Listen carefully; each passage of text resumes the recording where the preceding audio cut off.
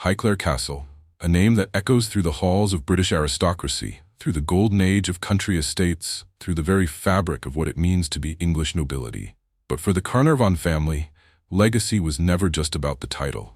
It was about survival, power, and the secrets hidden behind these limestone walls. Over 5,000 acres of Hampshire parkland, 300 rooms, a history spanning nearly 4 centuries, an estate valued conservatively at over £180 million. Let me break that down for you. The land itself, those rolling 5,000 acres of prime English countryside, they estimate that at around £100 million. The castle, this Victorian Gothic masterpiece you see rising behind me, approximately £65 million.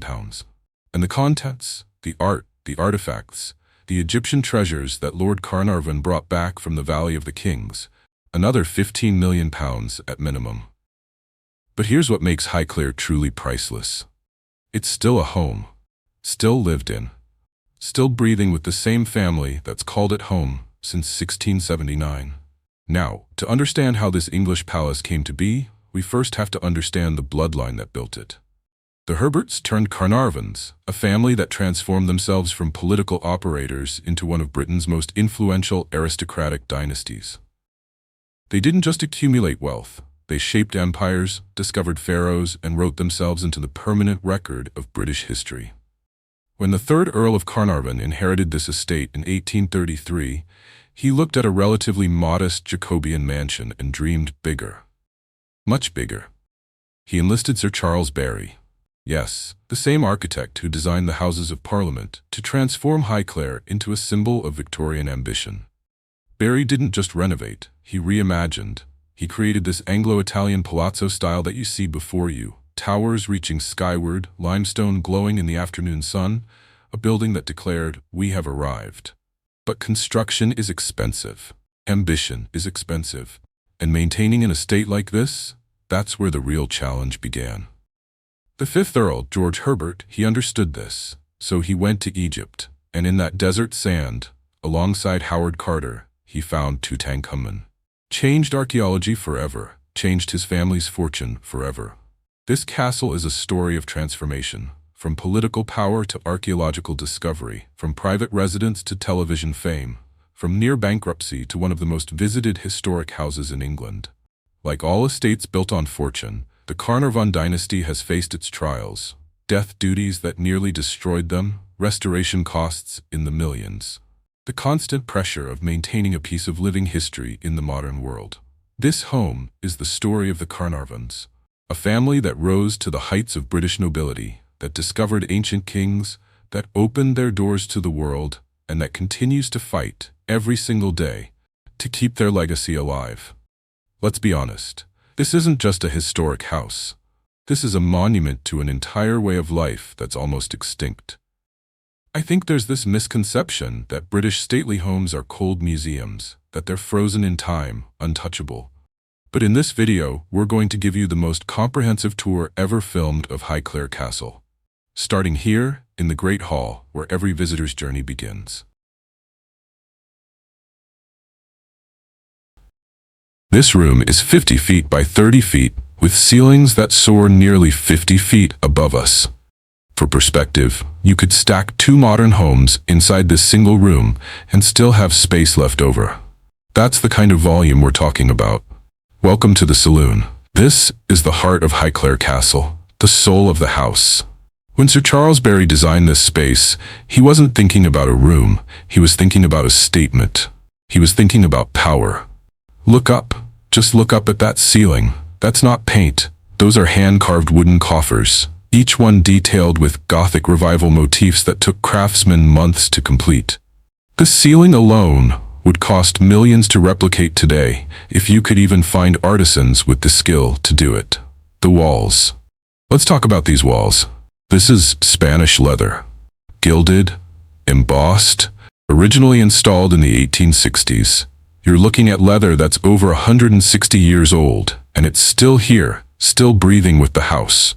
There are maybe 3 or 4 other houses in all of Britain with original Spanish leather walls in this condition. 3 or 4. That's how rare this is. Now the furniture. Everything you see in this room? Original. That's not a reproduction anything. These chairs, these tables, these cabinets, they were commissioned specifically for this space by the 3rd and 4th Earls of Carnarvon. Each piece was chosen not just for beauty, but for meaning, for legacy. See that painting above the fireplace? That's the 1st Earl of Carnarvon, the founder of this particular branch of the family dynasty. And throughout this tour, you'll see his descendants looking down at you from every wall, every corridor. This family documented themselves obsessively. They knew they were building something meant to last. The fireplace itself, look at the scale of it. I could literally stand inside this fireplace. Full height, that's how they heated rooms like this in the Victorian era. Massive coal fires, burning day and night, servants constantly tending them. The logistics of keeping a house like this warm and running, it required an army. And speaking of armies, let me show you something most visitors never notice. See those carved details around the fireplace surround? Those aren't just decorative. Look closer. There, can you see it? Those are family crests. Heraldic symbols. Each one tells a story of marriage, alliance, political maneuvering. This fireplace is literally a family tree carved in stone and wood. The saloon served as the formal reception room. When you visited Highclere, and I mean really visited, as a guest of significance, you were received here. This is where first impressions were made, where political discussions happened over brandy, where marriages were arranged, where fortunes changed hands on a handshake. There are 4 massive doorways leading out of this room, each one over 12 feet tall, mahogany, hand-carved, with brass fittings that alone would cost a fortune today. These doors lead to the library, the drawing room, the dining room, and back toward the main entrance. This room is the hub. Everything flows from here. One more thing before we move on. See the chandeliers? 3 of them, matching, massive. Those are 19th century English crystal. They were originally lit by candles, hundreds of candles at once. Imagine that. The firelight, the candlelight, the Spanish leather glowing gold. The room would have been absolutely magical. The 5th Earl of Carnarvon, the one who discovered Tutankhamun, he stood in this room and planned that expedition, right here, in this space. He looked at these walls and these ceilings and he thought, I need more. I need to find something that makes my name immortal. And he did. From the saloon, we're moving into a space that defined what it meant to be educated, cultured, sophisticated in the Victorian age. If the saloon is the heart of Highclere, then the library is its mind. This room is 60 feet long, 60 feet of floor-to-ceiling books, over 5,600 volumes, some of them dating back to the 16th century. This isn't a library like you have at home with a few shelves and some paperbacks. This is a working collection, a research collection, a collection that represents centuries of intellectual pursuit. The wood you see here? That's catalpa wood, specifically chosen by Sir Charles Barry because of its rich honey color and the way it ages. These bookcases, these panels, they were built on-site by master craftsmen who spent years, literally years, carving, fitting, installing. You can see their craftsmanship in every detail. Look at the moldings, the pilasters, the capitals. This is architecture as art. Now the ceiling, it's another Gothic masterpiece, vaulted, detailed with gilded accents and carved rosettes. Natural light floods in from those tall windows, but in the evening, when those chandeliers are lit, this room transforms. It becomes intimate, scholarly. You can imagine a Victorian gentleman sitting here with a whiskey, reading Darwin, debating philosophy. Let me show you something special. See this section here? These are first editions, original printings. We're talking about books that were brand new when Queen Victoria was a young woman. There's a first edition of Origin of Species somewhere in here. There are works on archaeology, on Egyptian history, that the 5th Earl studied before his expeditions. There are books on horse racing because the Carnarvons were obsessed with horses, bred champions, won derbies. This collection tells you everything about who this family was and what they valued. And here's something most people don't know. Lady Carnarvon, the current Lady Carnarvon, she's a best-selling author. She's written multiple books about the history of this house and the family. She works in this library. She researches in this library. This isn't a museum piece. This is a living, breathing workspace. The fireplace in here is more understated than the one in the saloon, but look at the mantelpiece. That's marble. Italian marble, carved with such precision that you can see every detail of the acanthus leaves, every fold in the carved fabric. Victorian craftsmen didn't cut corners. They aimed for perfection, and somehow they achieved it. There's a desk in here. It's not on display during public tours, but it's the 5th Earl's original writing desk, the desk where he wrote letters to Howard Carter, where he planned funding for the excavations, where he documented his dreams of finding an undisturbed pharaoh's tomb. And then he did it. He actually did it. Standing in this room, you can feel that ambition. One wall has a hidden door. You wouldn't know it's there unless someone showed you. It leads to a private study, a smaller room where the Earl could escape, could think, could work without interruption. That was the genius of Victorian house design. Layers of public and private space, all interconnected, all serving a purpose. The library also houses some incredible artifacts. There's an 18th century globe, hand-painted. It shows the world as it was understood in the 1700s, before most of Africa was mapped, before Antarctica was discovered. There are brass instruments for navigation and astronomy. There are maps that are worth tens of thousands of pounds each. This room was where knowledge lived, where it was pursued, studied, debated. The Carnarvons weren't just wealthy aristocrats collecting books for show. They were engaged with ideas. The 4th Earl was a Tory politician who served in government. The 5th Earl financed one of the greatest archaeological discoveries in history. The 7th Earl was a racing manager and horse breeder whose stables produced winners. This family didn't just exist, they participated in shaping their world. Before we leave this room, I want you to notice something. The way the light falls, the way it hits those honey-colored wood panels, the way it makes the whole room glow. That's not accidental. Sir Charles Barry understood light. He understood how to make spaces feel divine, almost sacred. This library doesn't just house books. It honors them. It elevates reading and learning into something almost holy. Comment below. What's the oldest book you've ever held? Have you ever been in a historic library like this? Let me know your thoughts. And if you're enjoying this tour, hit that subscribe button. We're just getting started. From the library, we move into a room that represents the absolute pinnacle of Victorian dining culture. The dining room at Highclere Castle isn't just about food. It's about power. It's about alliances. It's about showing everyone who sat at this table exactly who the Carnarvons were. This table can seat 24 people comfortably. 24. That's not a dinner party. That's a political summit.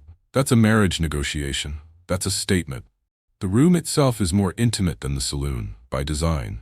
Victorian dining was a ritualized affair. Multiple courses, multiple wines, hours of conversation. You didn't just eat here, you performed here. Every guest was on display, every word was measured, every gesture mattered. Look at the walls, that silk damask, deep red, glowing in the candlelight. And yes, this room was lit entirely by candles during the Victorian era. Imagine what that looked like. Imagine 24 people around this table, dressed in their finest, the silver gleaming, the crystal catching the light. It would have been absolutely stunning. The portraits. Let me tell you about these portraits. You're surrounded by Carnarvon ancestors. Every meal they're watching you, judging you, reminding you of the weight of history, of legacy, of responsibility. That's not accidental. That's very intentional. The Carnarvons wanted their guests to understand this family has been here for generations and will be here for generations more. The sideboard, look at this piece. It's enormous. It's mahogany and marble. It was custom built for this room. You display the silver here, the finest pieces, the serving dishes, the platters, the tureens, all of it polished to a mirror shine by the staff. And yes, there was a staff of servants whose only job was maintaining the silver and serving dinner. Speaking of servants, let me explain how a formal dinner worked at Highclere. First, there was a footman behind every 2 guests. That means for a party of 24, you had at least 12 footmen in this room at once. They'd serve from the left, remove from the right, they'd anticipate your needs before you even knew you had them. And they'd do it all in complete silence. That was the mark of excellent service, invisibility. The menu could run to 12 courses: oysters, soup, fish, an entree, a joint of meat.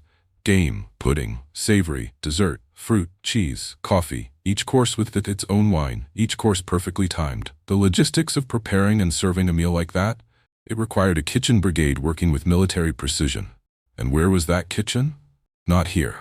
The kitchen at Highclere is separated from the main house, connected by underground passages. That way the smells didn't reach the dining room. That way the chaos of cooking stayed hidden. The food would arrive at the perfect temperature, plated to perfection, presented as if by magic. The ceiling in here is gorgeous. More Gothic revival detailing, carved wooden beams, gilded accents, a chandelier that again would have originally been fitted for candles, hundreds of them. The amount of maintenance required just to keep the house lit was staggering. Now, the windows, they overlook the south lawn. During summer dinners as the sun set, you'd have this incredible golden light flooding into the room. It was designed that way. Barry thought about everything. How the light would move through the day, how it would affect the mood, the atmosphere. This room isn't just beautiful. It's psychologically calculated to make you feel awed. Let me tell you a story. In the 1920s, the 5th Earl of Carnarvon hosted a dinner in this room to celebrate the discovery of Tutankhamun's tomb. The guests included archaeologists, Egyptian officials, British aristocrats, and journalists. It was one of the most significant dinners of the 20th century, culturally speaking. They sat here at this table and discussed the find that would change our understanding of ancient Egypt forever. They drank to the pharaohs. They toasted to history. And then, less than a year later, Lord Carnarvon was dead. The famous curse of the mummy. Of course, there was no curse. He died from an infected mosquito bite that led to blood poisoning. But the timing, dying shortly after opening the tomb, it captured imaginations worldwide. And it all started here, in this room, with that celebratory dinner. The silver you'd see displayed here during Victorian times, most of it's in storage now for security reasons. But the family still uses this room for special occasions, Christmas dinners, family celebrations. When they filmed Downton Abbey, this is where the Crawley family dines. This room has been on screens worldwide, but most viewers have no idea they're looking at a real dining room, still used, still loved. Before we move on, look at the fireplace, another massive one. The surround is carved marble and the fire irons are original Victorian brass. This room had to be kept warm for hours during those long dinners, and that meant a roaring fire, constantly tended by servants who'd slip in and out through side doors. There's a door here that leads to the servery, a small connecting room where dishes were held before being brought in. We'll get to the service areas later, but just know that every grand room in this house is supported by a network of service corridors, back stairs, and hidden spaces where the staff worked invisibly. From the dining room, we're going to head into a space that's uniquely Victorian in its purpose and design. In Victorian high society, there was a strict separation between masculine and feminine spaces. After dinner, the men would retire to the smoking room or the library for brandy and cigars and political talk. The women? They came here, to the drawing room. This is a softer space. You feel it immediately. The colors are lighter, pastels, creams, golds. The furniture is more delicate, the art is more refined. This room was designed to showcase femininity, grace, culture. The walls are covered in silk, not damask like the dining room. Silk, embroidered silk panels that are over 150 years old. The level of preservation is remarkable. Silk is fragile, it fades, it tears, it degrades. But these panels have been meticulously maintained. You can still see the original colors, the intricate patterns. It's like stepping back in time.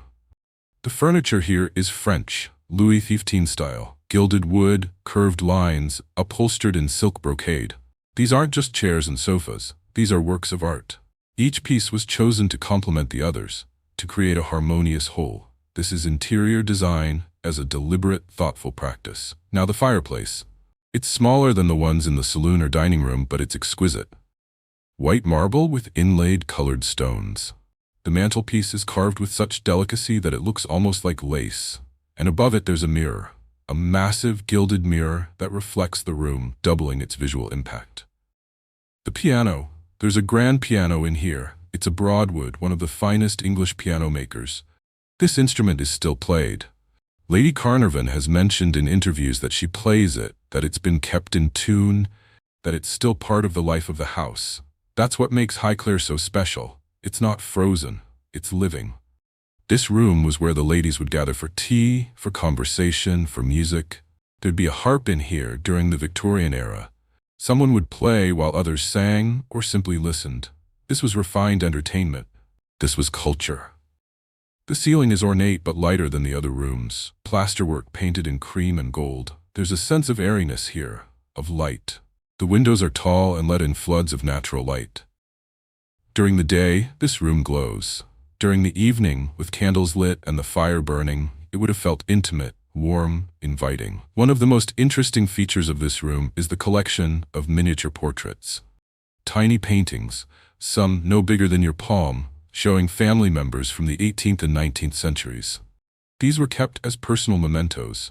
They'd be displayed on side tables, passed around, admired. They were the photographs of their day, precious, personal, carefully preserved.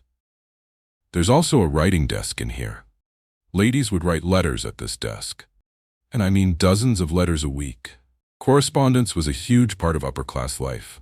You maintained relationships, you gossiped, you coordinated social calendars. A lady of the house could easily spend 2 or 3 hours a day just on correspondence. The drawing room also houses some incredible porcelain. Chinese export ware. Sèvres. English bone china. These pieces would have been displayed on shelves, on tables, in glass-fronted cabinets. They were status symbols. They were conversation pieces, and many of them are still here, still on display.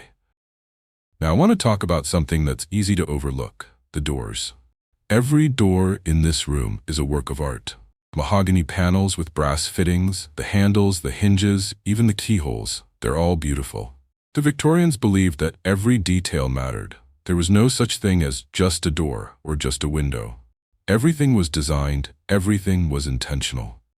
Before we leave this room, I want you to imagine what it would have been like to be here in 1895. You've just finished a 7-course dinner. The men have gone off to smoke. You and the other ladies have retired here. Someone's playing the piano. There's tea or perhaps sherry. The fire is burning. The room is warm and softly lit. And you're discussing, what? Fashion, probably. Politics, maybe, though that was frowned upon. Marriages, certainly. The latest novel. The upcoming season in London. This room was a sanctuary. It was a space where women could be themselves, away from the formal pressures of mixed company. And that's worth understanding. These grand houses had layers of privacy, of formality, of ritual. Every room served a purpose. Every room had its rules. Comment below, if you could spend an afternoon in any room of Highclere Castle, which would it be and why? And don't forget to subscribe. We're about to head upstairs to the private quarters, and trust me, you don't want to miss that.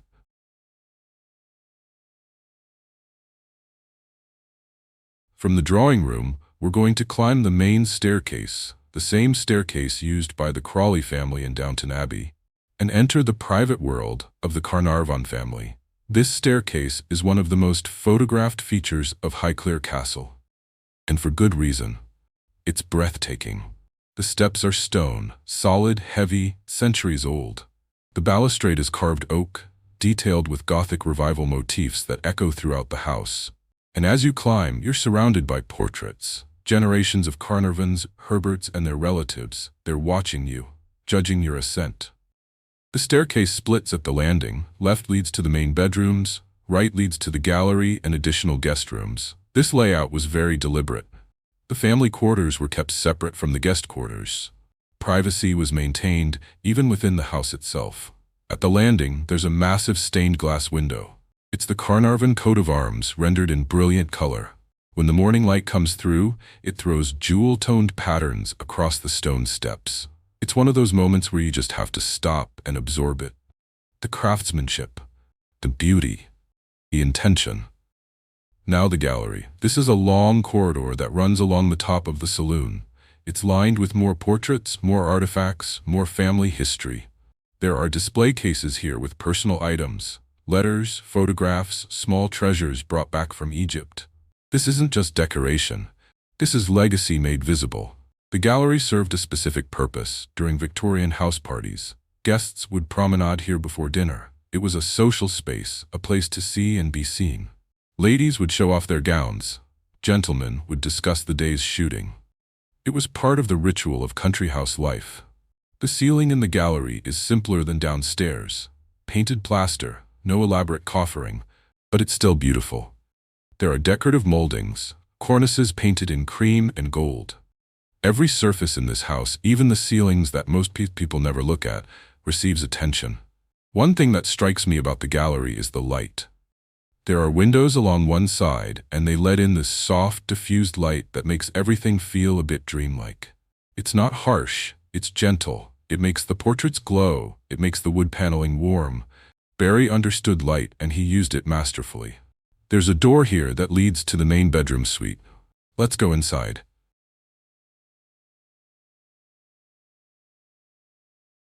This is the Arundel bedroom, one of the principal guest bedrooms at Highclere. And when I say principal, I mean this room was reserved for the most important guests. Royalty stayed here, prime ministers, foreign dignitaries. The bed is enormous. A four-poster with silk hangings, carved oak posts, a canopy that almost reaches the ceiling. You'd need a step stool to climb into this bed. That's not a joke. Victorian beds were tall, raised up to avoid drafts, to make a statement, to emphasize the importance of sleep and rest. The bed hangings are original. Silk brocade in deep reds and golds. They'd be drawn at night for warmth and privacy. Imagine sleeping in here, cocooned in silk, the fire burning low, the house silent around you. It would have felt like being wrapped in luxury. The furniture in here is all matching. A wardrobe, a dressing table, a chest of drawers.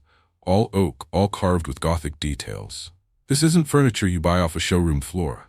This was commissioned, made by hand, built to last generations. There's a fireplace in here, of course. Every bedroom had one. Servants would come in early in the morning before you woke up and light the fire so the room would be warm when you rose. Can you imagine that level of service? You'd never experience a cold morning, never see the person who made sure of it. The walls are papered in a William Morris design. If you're not familiar with Morris, he was one of the most influential designers of the Victorian era. His wallpapers, his fabrics, his philosophy of craftsmanship, they defined an aesthetic. And this room has original Morris wallpaper still on the walls. That alone makes it remarkable. The windows overlook the park. During the day, you'd have views of the lawn, the trees, the sheep grazing in the distance. At night, you'd have stars, silence, the sounds of the countryside. It's a world away from modern life. There's a connecting door here that leads to a dressing room. In Victorian times, you didn't just have a bedroom, you had a suite. Bedroom, dressing room, sometimes a private sitting room. Space was abundant for the upper classes. Privacy was paramount. Now I want to show you something special in the dressing room. There's a bathtub here. Porcelain with brass fittings. It would have been filled by servants carrying hot water up from the kitchens. Bucket by bucket. Can you imagine the labor involved? And yet that was standard. That was expected. The attention to detail in here is stunning. Even the doorknobs, the hinges, the light switches, they're all beautiful.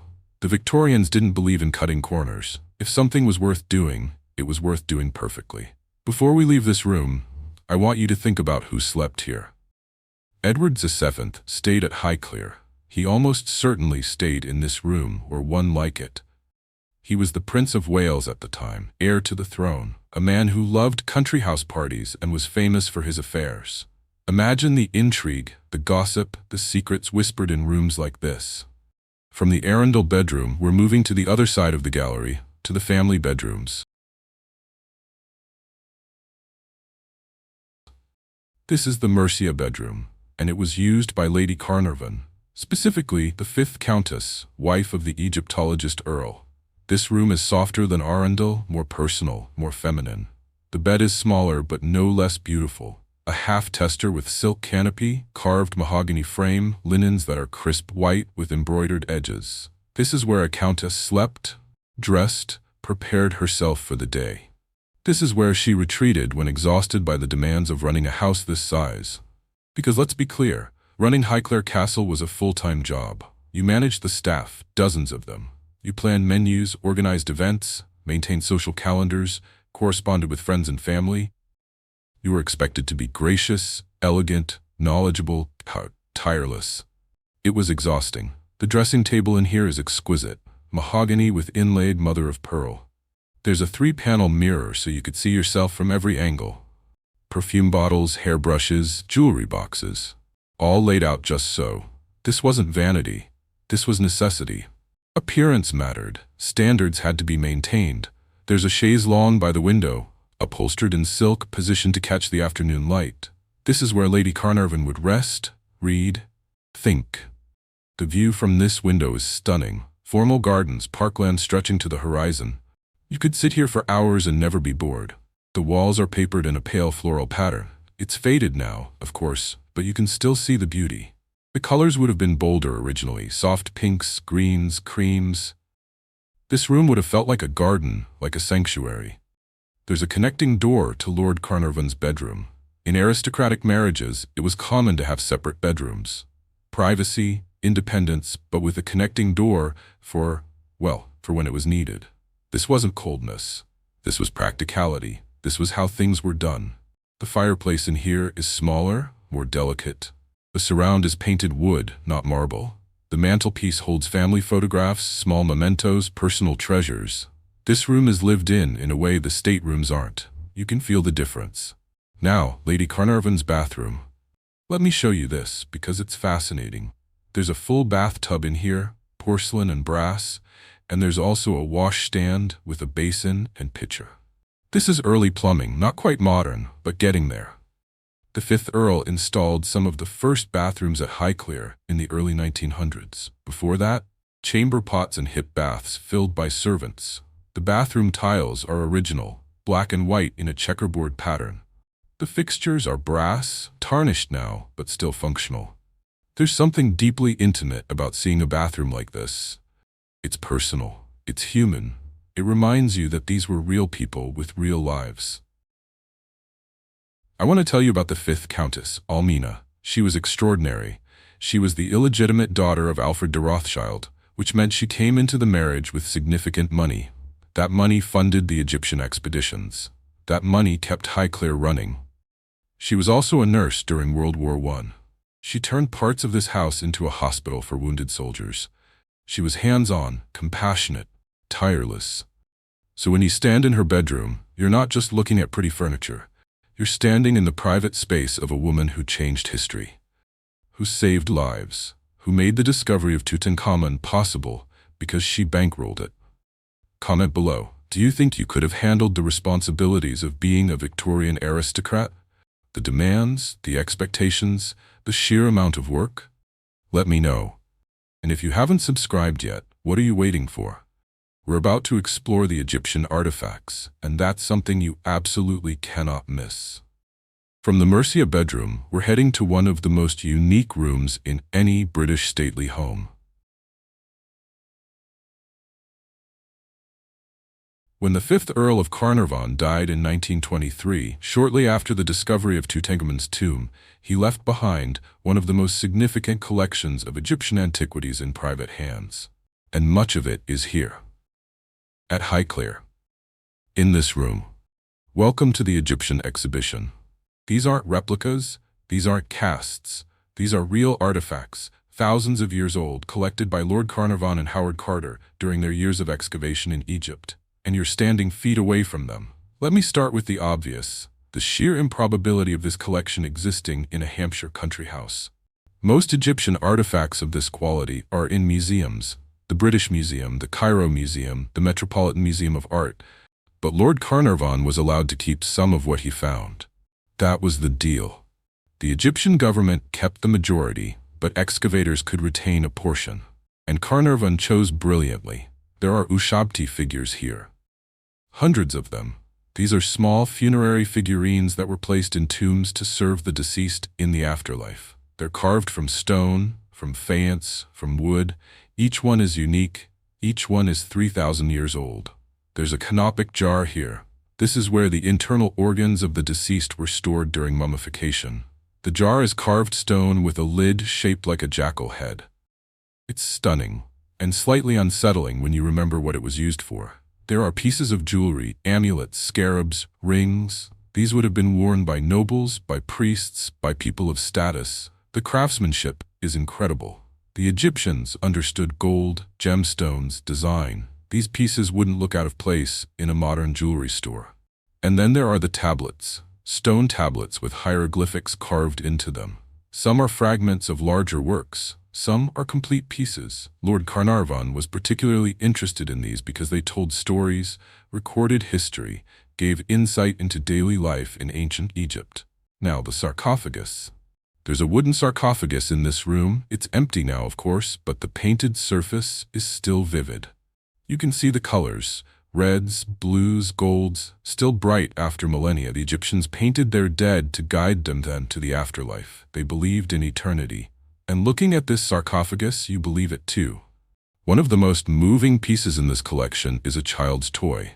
It's a wooden horse on wheels, carved 4,000 years ago, played with by a child who lived and died before the pyramids were old. That sense of connection, across time, across cultures, it's overwhelming. That child wasn't that different from children today. They played, they laughed, they loved. Lord Carnarvon didn't just collect for the sake of collecting. He studied, he learned, he corresponded with scholars, he published papers. He took his role as a custodian of history seriously. And Howard Carter was the perfect partner in that. Meticulous, passionate, obsessive in his pursuit of knowledge. The discovery of Tutankhamun's tomb in 1922 was the culmination of years of work. They'd been excavating in the Valley of the Kings for seasons with little to show for it. Carnarvon was ready to give up. One more season, he said, one more try. And then they found the steps. The story of what happened next is famous. The unbroken seal. The first glimpse inside. Can you see anything? Yes, wonderful things. That moment changed archaeology forever. It captured the world's imagination, and it killed Lord Carnarvon. He died 5 months after the tomb was opened. An infected mosquito bite, as I mentioned earlier, led to blood poisoning. But the timing gave rise to the curse legend. Newspapers ran wild with it. The curse of the pharaohs. Anyone who disturbed the tomb would die. Of course, it was nonsense. Carter lived for another 17 years. Most of the excavation team lived long lives. But the story persists. Standing in this room, surrounded by these artifacts, you can't help but think about legacy. Lord Carnarvon wanted to be remembered. He wanted his name attached to something greater than himself. And he achieved it. His name is inextricably linked with the most famous archaeological discovery in history. Mission accomplished. But there's also tragedy here. He never got to see the full extent of what he'd found. He died before the tomb was completely excavated. He never saw the golden mask of Tutankhamun. He never knew the full impact his discovery would have on our understanding of ancient Egypt. He got so close, and then it was over. The current Earl and Countess are careful custodians of this collection. They've worked with Egyptologists to properly catalog and preserve it. Some pieces have been loaned to museums for exhibitions, but the core of the collection stays here, at Highclere, in this room, accessible to visitors who make the journey. Before we leave, I want you to look at one more thing. There's a photograph on the wall. It's Lord Carnarvon and Howard Carter standing in front of the tomb entrance. They're smiling. They have no idea what's coming. The discovery, the fame, the death, the legend. They're just two men in the Egyptian desert about to change the world. From the Egyptian exhibition, we're heading back downstairs, but not to the staterooms. We're going behind the scenes, to the service areas, to the parts of the house that guests would never have seen. To understand Highclere Castle, you have to understand the people who made it function. The servants, the staff, the invisible army who cooked, cleaned, dressed, served, maintained, and managed every single aspect of life in this house. At its peak, Highclere employed over 60 indoor servants. 60. That's not counting the outdoor staff, the gardeners, the gamekeepers, the stablemen, the chauffeurs, just the people who worked inside the house. 60 of them. Let's start in the servants' hall. This is where the staff ate their meals, where they gathered during their limited free time, where they existed when they weren't working. It's a plain room by Highclere standards. Functional. A long table, benches, simple chairs. No silk wallpaper here. No gilded anything. But even this room has a hierarchy. The butler sat at the head of the table. The housekeeper sat at the opposite end. The lady's maid and the valet sat nearest them. They were upper servants. They had status. The housemaids, the kitchen maids, the scullery maids, they sat further down. Everyone knew their place. Everyone understood the pecking order. The butler's pantry is next door. This is where the silver was kept, where it was cleaned, where the butler prepared for service. There are still remnants of the original fittings, wooden cupboards, a sink with old brass taps, shelves lined with felt to protect the silver from scratches. Being a butler at a house like Highclere was a position of significant responsibility. You managed the male staff. You oversaw the wine cellar. You served at table. You were the face of the household to visitors. It was prestigious, well-paid, and utterly exhausting. The housekeeper's room was her domain. This is where she did the accounts, where she met with staff, where she planned the daily running of the house. The housekeeper at a place like Highclere was essentially a CEO. She had budgets, staff, supplies, schedules, all to manage. She reported directly to Lady Carnarvon, but day to day she ran the show. Now, the kitchen. This is where the magic happened, where multi-course meals for dozens of people were prepared with military precision. The kitchen at Highclere is huge. High ceilings, massive hearths, a range that could feed an army. There's a separate scullery for washing up, a larder for cold storage, a pantry for dry goods. This was a professional operation. The cook was another key figure, usually a woman, though not always. She had to be skilled, organized, and able to handle pressure. Dinners couldn't be late. Food had to be perfect. Guests had expectations. One bad meal could damage the house's reputation. Under the cook, there was a hierarchy of kitchen staff. Kitchen maids, scullery maids, a confectioner for desserts, sometimes a still room maid who made preserves and cordials. It was a small army, all working in synchronized chaos. Let me show you something fascinating. The bells. There's a whole wall of bells in the servants' corridor, each one connected to a different room in the house. When a bell rang, a servant knew exactly which room needed attention. Dining room, drawing room, library, master bedroom. Each bell had a different tone. Staff learned to recognize them by sound. Imagine working here. You're a housemaid. You wake at 5:30 a.m. Your first job is to clean out the fireplaces, dozens of them, and lay new fires before the family wakes. Then you clean the public rooms, dust, polish, sweep. Then you might help dress Lady Carnarvon. Then you prepare bedrooms for guests. Then you turn down beds in the evening. Your day ends around 11 p.m., and you did this 6 days a week. Sunday afternoon, you might get a few hours off to attend church or write a letter home. That was it. That was your life. But here's the thing. Many servants were proud of their work. Working at a prestigious house like Highclere looked good on your resume. It meant training, standards, respectability. If you were a young woman from a rural village, going into service could be your best option. You got room, board, a wage, and skills. The upper servants, butler, housekeeper, lady's maid, valet, they could earn good money. They had savings. Some retired comfortably. It wasn't exploitation in the way we might imagine. It was a system that had rules, that provided structure, that, for its time, worked. Now the laundry. This is an entire room dedicated to washing clothes.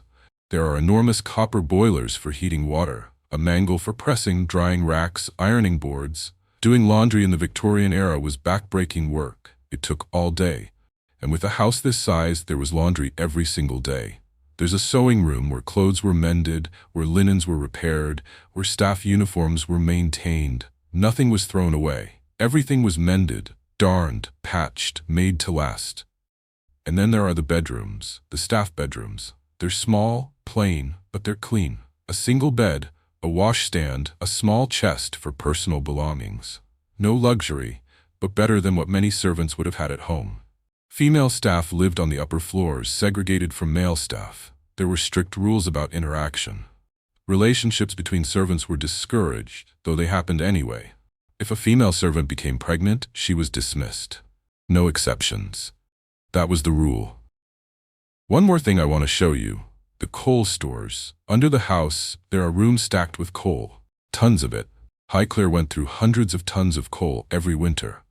It was delivered by cart, shoveled into chutes, stored in these underground rooms, then hauled up by servants and used to keep the fires burning. The logistics of running this house were staggering. Food, coal, water, linens, candles, lamp oil. It all had to be ordered, delivered, stored, managed. The housekeeper and butler kept meticulous records. Every penny was accounted for. Waste was unacceptable. Before we leave the service areas, I want you to think about this. Every beautiful room you've seen, every piece of polished silver, every perfectly made bed, every delicious meal, it was the result of hours of invisible labor. The Carnarvon family lived in luxury because 60 people worked tirelessly to provide it.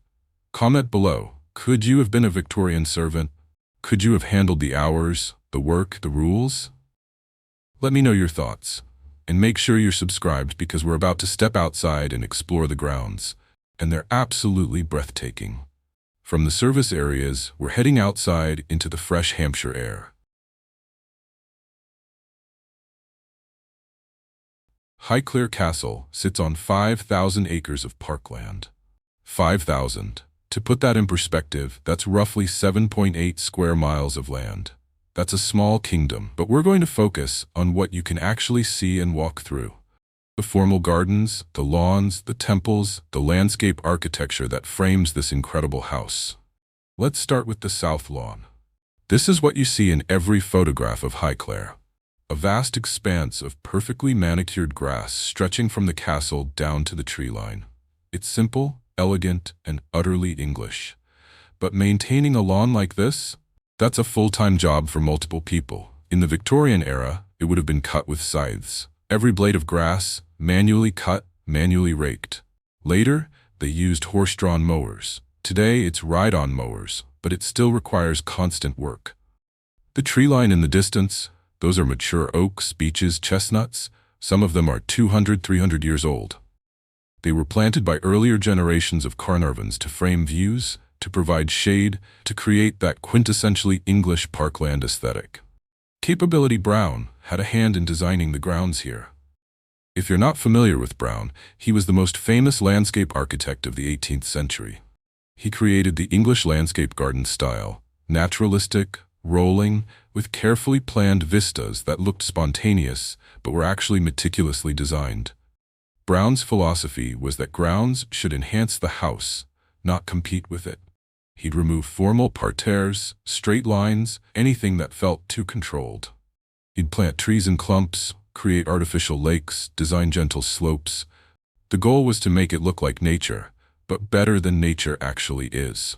At Highclere, you can see his influence. The way the house sits in the landscape, the way the trees frame it, the way your eye is drawn across the lawn to the horizon, that's not accidental. That's design. Now the gardens closer to the house. There's a formal garden on the east side. Box hedges trimmed into geometric patterns. Flower beds filled with seasonal blooms. Roses in summer, tulips in spring, chrysanthemums in autumn. This is high Victorian gardening, and it's labor-intensive. Each hedge has to be hand-trimmed. Each flower bed has to be weeded, watered, dead-headed. The soil has to be enriched with manure from the stables. Nothing is automatic. Nothing is easy. There's a secret garden here. That's actually what it's called. It's a walled garden, hidden from the main house, filled with more intimate plantings. Herbs, vegetables, cutting flowers for the house. This is where the practical gardening happened, away from the public-facing areas. Lady Carnarvon has put significant effort into restoring these gardens.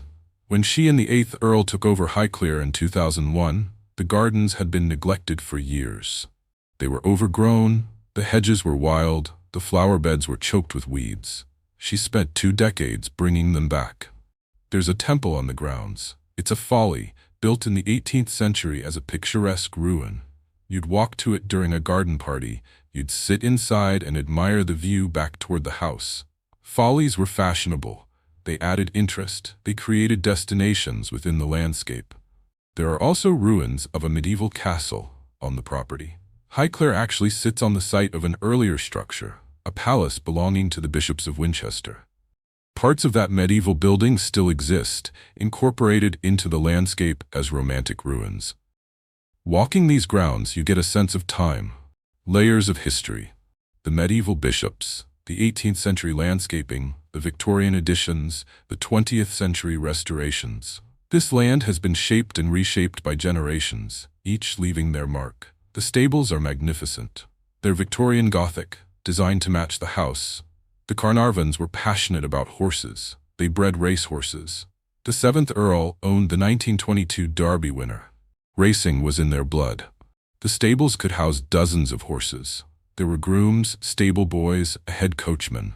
The carriages were kept in a separate coach house, polished and maintained to perfection. When the family traveled, it was an event. Horses hitched, trunks loaded, staff accompanying. Today, the stables are used for events, weddings, corporate functions, private parties. They're beautiful spaces, and they generate income that helps maintain the estate. Before we head back inside, I want to talk about something practical. Money. Running Highclere costs over £1 million per year. That's just maintenance, repairs, staff, utilities, insurance. It doesn't include restoration projects, which can run into the millions for a single room. The Carnarvon family doesn't have endless wealth anymore. Death duties after World War II nearly bankrupted them. The current Earl and Countess have had to be creative. They open the house to the public. They host weddings and events. They rent out the house for filming. Downton Abbey has been a financial lifesaver. Lady Carnarvon has also written best-selling books about the house and the family. Those books bring in income and keep Highclere in the public eye. She's a tireless advocate for the house, and her work has ensured its survival. So when you visit Highclere, when you buy a ticket, when you purchase a book in the gift shop, you're not just consuming. You're contributing to the preservation of a piece of history.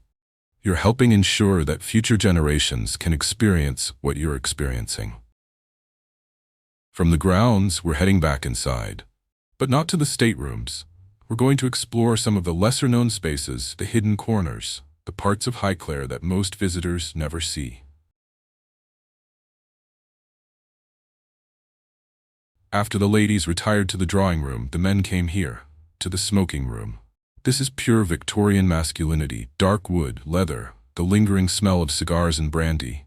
The walls are paneled in oak, not painted, not papered, solid oak panels, floor to ceiling. It's dark, but in a rich, warm way, the kind of dark that feels expensive. The furniture is heavy. Leather armchairs, deep and comfortable. A large table for cards or billiards. Sideboards for decanters of whiskey and brandy. Everything in this room is designed for comfort and for conversation. This is where politics happened, where deals were made, where the real business of the house took place. The drawing room was for social niceties. The smoking room was for truth. There's a fireplace, of course, smaller than the ones in the staterooms but still substantial. The surround is carved wood, stained dark to match the paneling. Above the mantel, there's a painting, usually a hunting scene or a portrait of a particularly successful racehorse. The ceiling is coffered, deep squares, each one detailed with carved rosettes at the center. It's dark up there too, but if you look closely, you can see the craftsmanship. The lighting in here would have been minimal. A few lamps. The fire. Maybe candles. This wasn't a room for bright light. This was a room for shadows, for intimacy, for the kind of conversations you didn't want overheard. One corner has a built-in humidor for cigars. Cedar-lined, perfectly sealed, with enough space for hundreds of cigars. The Carnarvons would have had cigars imported from Havana, from the Caribbean, from the best producers in the world. There's also a small card table, set up for whist or bridge. Gambling was a gentleman's pastime. Not for huge stakes necessarily, but for the thrill of it, the competition. The 5th Earl spent a lot of time in this room. It's where he'd retreat after dinner, where he'd discuss Egypt with other enthusiasts, where he'd plan his expeditions. Howard Carter visited Highclere many times, and they'd sit in this room, poring over maps, discussing strategy. One thing that strikes me about the smoking room is how different it feels from the rest of the house. The staterooms are about display, about impressing guests. This room is about retreat, about escape. It's more honest, somehow. More real. The windows overlook the grounds, but they're smaller than in other rooms. You're not here for the view. You're here for the company, the conversation, the sense of being in a sanctum. Before we leave, look at the fireplace tools. They're brass, intricately detailed, clearly custom-made. Even the practical items in this house are beautiful. That's the Victorian way. Function and beauty weren't separate. They were intertwined. From the smoking room, we're heading to a space that most people don't even know exists. This is the monument room. It's not open to the public during regular tours, but it's one of the most important rooms in the house. A monument room is where family documents are stored. Legal papers, letters, account books, maps, plans, centuries of family history, preserved in acid-free boxes, catalogued, protected. The shelves go floor to ceiling. There are literally thousands of documents here. Some date back to the 17th century, when the Herbert family first acquired Highclere. There are marriage contracts, wills, property deeds, correspondence with kings and prime ministers. There are also more personal items, diaries, photographs, children's drawings, shopping lists. These mundane details give you a window into daily life that the grand portraits and staterooms can't provide. Lady Carnarvon has spent years working in this room, researching, cataloging, writing her books. She's uncovered incredible stories, forgotten affairs, financial crises, feuds, triumphs. The raw material of history is here, waiting to be discovered. One of the most fascinating finds was correspondence related to the Earl's involvement in racing. Detailed breeding records, training notes, race results. The Carnarvons took their horses seriously, and the documentation proves it. There are also documents related to the Egyptian expeditions. Funding requests, shipping manifests, letters from Howard Carter updating Lord Carnarvon on the progress of excavations. Reading these, you can feel the excitement, the frustration, the determination. And then there are the financial records. These tell a darker story. The cost of maintaining Highclere was astronomical. Even for a family as wealthy as the Carnarvons, it was a struggle. The 20th century was particularly brutal. 2 world wars, death duties, economic depression. There were times when selling the house seemed inevitable. But they held on. Through grit, determination, and increasingly creative thinking, the family held on.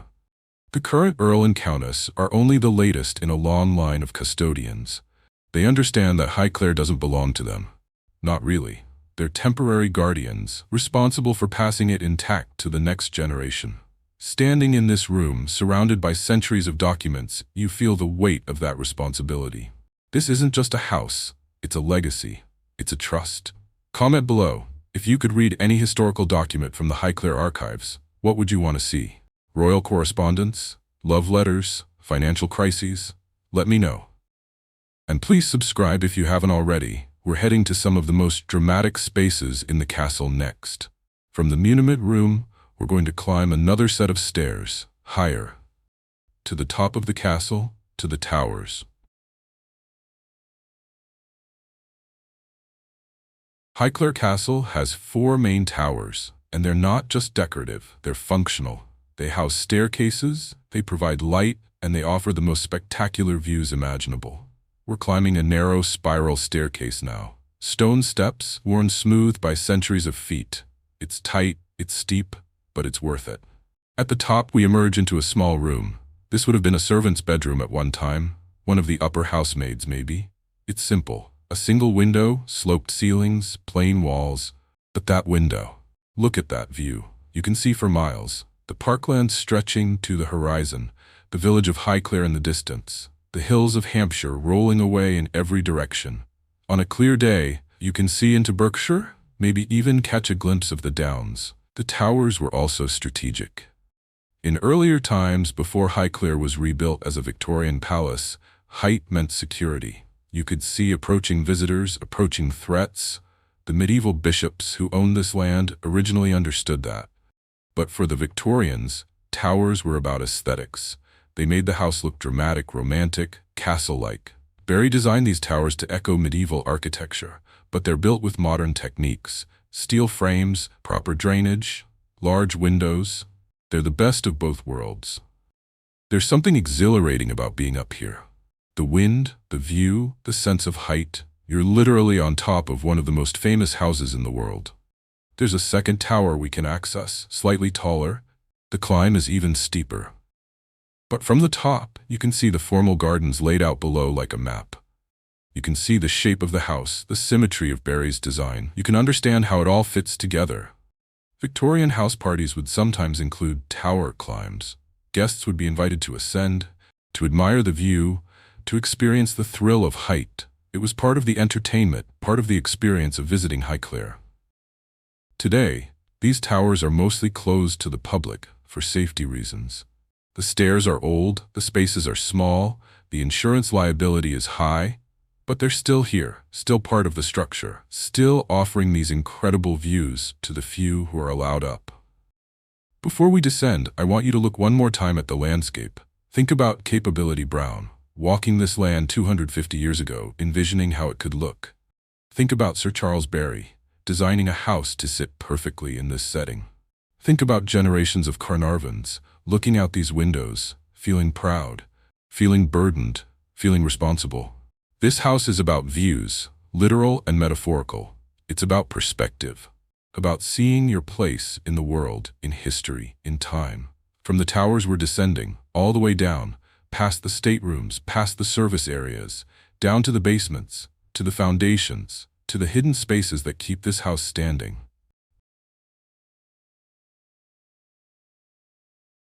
The basements of Highclere Castle are a different world. Gone are the silk and marble and gold leaf. Down here, it's stone and brick and functionality. These spaces are massive, vaulted ceilings, thick walls, corridors that seem to go on forever. This is where the infrastructure of the house is hidden.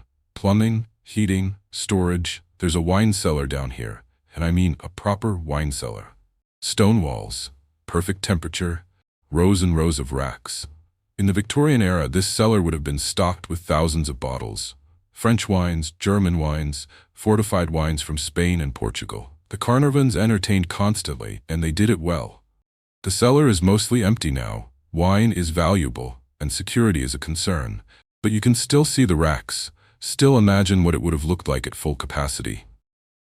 There's also a beer cellar. Beer was brewed on site for much of Highclere's history. The servants drank beer. It was safer than water, which could be contaminated. Small beer, low alcohol, but nutritious and safe. Brewing was a constant process, and the beer cellar was a vital part of the house's operation. The boiler rooms are down here too. Modern boilers now, but you can still see evidence of the Victorian heating system. Massive pipes, brick flues, iron grates. Heating a house this size was a monumental task. You needed tons of coal, you needed staff to tend the boilers, you needed a system that worked reliably, even in the depths of winter. There are storage rooms filled with furniture, pieces that aren't currently on display, pieces waiting for restoration, pieces that have been retired. This is a working estate, and things get rotated, moved, stored. One room is filled with paintings, stacked against the walls, wrapped in protective cloth. Not every portrait can be on display at once. Not every landscape fits the current aesthetic. So they're here in the dark, waiting. There's a sense of history down here that's different from upstairs. Upstairs is about presentation, about putting your best face forward. Down here is about reality, about the work, the labor, the infrastructure that made the fantasy possible. I'm walking through a corridor now that would have been used constantly by servants, carrying coal, carrying water, carrying food. Invisible, silent, essential. One of the most fascinating spaces down here is the strong room. This is where valuables were kept, silver, jewelry, important documents. The door is steel, the walls are reinforced. Even in a house full of treasures, some things needed extra protection. There's also evidence of the hospital that was set up here during World War I. The 5th Countess, Almina, turned parts of Highclere into a military hospital. Soldiers were treated here, recovered here, some died here. The basements were used for storage, for supplies, for the endless laundry that a hospital generates. You can still see marks on the walls, painted signs indicating where different wards were located, where supplies were stored. It's ghostly. It's moving. This house wasn't just a showpiece. It served. It helped. Before we leave the basements, I want you to think about foundations, literal and metaphorical. This house stands because of what's down here. The massive stone walls, the brick vaults, the engineering that's hidden from view, and the Carnarvon legacy stands because of the same kind of hidden strength. The work, the sacrifice, the determination that doesn't make it into portraits or staterooms, but that's just as real. Comment below, what surprised you most about Highclere? The grandeur, the history, the sheer amount of work required to maintain it? Let me know. And if you haven't subscribed, please do. We're heading to the final section of the tour, and it's going to bring everything together. From the basements, we're climbing back up back to the ground floor, but not to the staterooms, to a room that represents the heart of modern Highclere.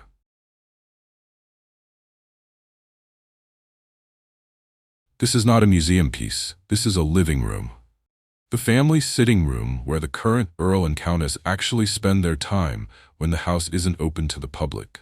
It's smaller than the staterooms, more comfortable. There's a television here, books stacked on tables, photographs of children and grandchildren. This is real life, not performance. The furniture is a mix of old and new, antique pieces that have been in the family for generations alongside comfortable sofas you could actually nap on. The carpet is worn in places, the curtains are faded.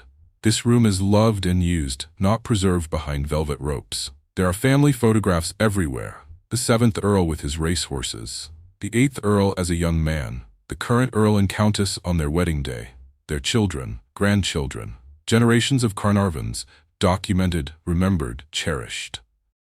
This room is where the family gathers for breakfast before the public tours begin. It's where they retreat in the evening after events.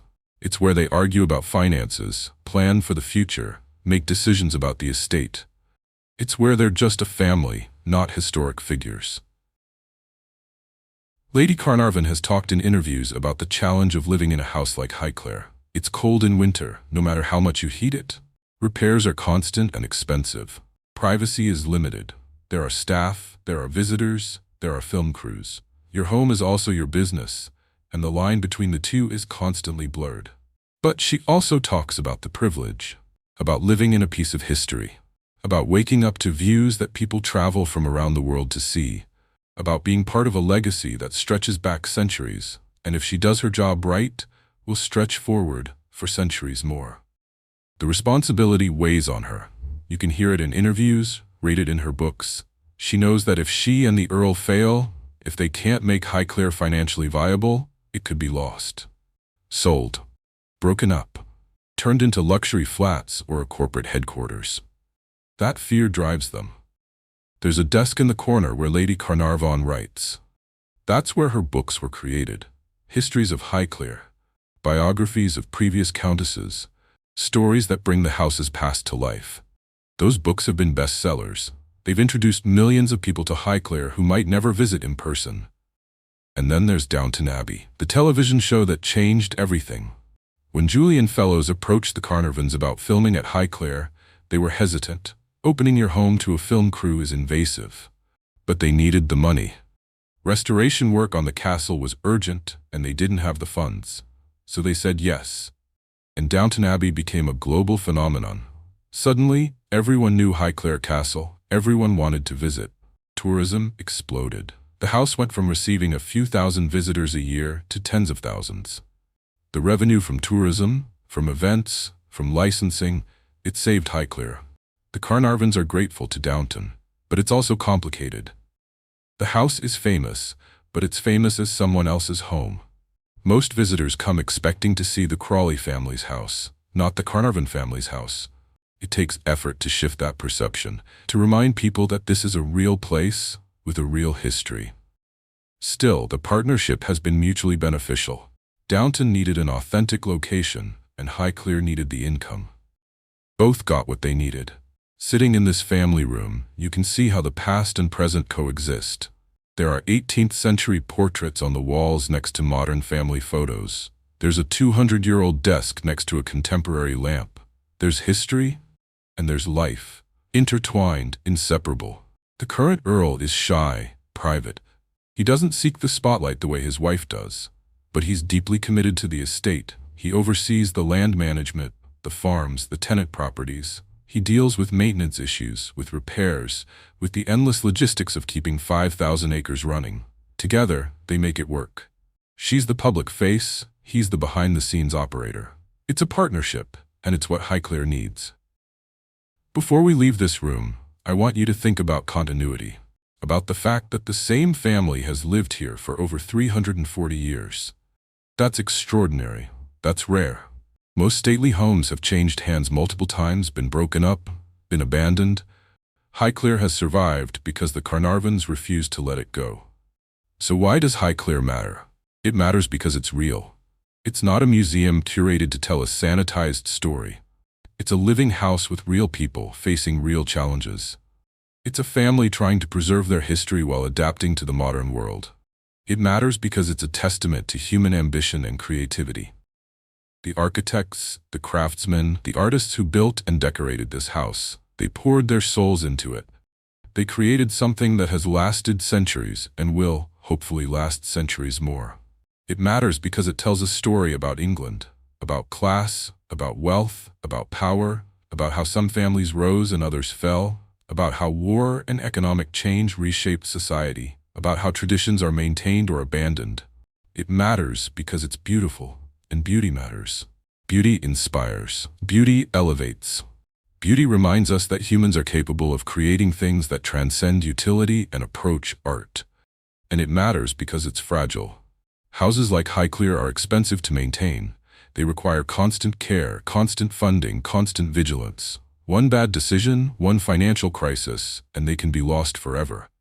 The fact that Highclere still stands is a minor miracle, the result of generations of people refusing to give up. The current Earl and Countess are doing everything they can to ensure Highclere survives. They've opened it to the public, they've hosted events, they've rented it for filming, they've written books, they've built a business model that works, barely, to keep the house alive. But it's a constant struggle. Roofs leak, walls crack, plumbing fails. Every year there's a new crisis, a new expense, a new problem to solve. And every year they find a way to manage it. Because they have to. Because this house is more than bricks and mortar. It's a trust. It's a responsibility. It's a legacy that they're honor-bound to preserve for future generations. When you visit Highclere, and I hope you do, you're not just looking at a pretty building. You're supporting that effort. Your ticket money goes toward preservation. Your purchase in the gift shop funds restoration projects. Your presence matters. Architecture has always been more than shelter. It's a reflection of our highest aspirations. It's energy and motion frozen in physical form. These designs speak to our longing for beauty, for harmony, for connection with something greater than ourselves. By preserving, and more importantly, sharing these works of art, we honor the legacies of those who came before us. Visionaries who built with purpose, who built with soul. Highclere Castle is one of those legacies. It's a monument to ambition, to craftsmanship, to the human desire to create something lasting. It survived wars, economic collapse, social upheaval, and it survives today because people care. So here's my challenge to you. Care. About history, about architecture, about beauty, about legacy. Don't take these things for granted. Don't assume they'll always be there. Fight for them, support them, visit them, learn from them. Because houses like Highclere don't just belong to the Carnarvon family. They belong to all of us. They're part of our shared human heritage, and losing them would make us all poorer. Standing here, looking up at this magnificent house, I'm filled with gratitude. Gratitude that it still stands. Gratitude that people fought to keep it. Gratitude that I got to walk through its rooms, climb its towers, explore its secrets. This is Highclere Castle, the real Downton Abbey.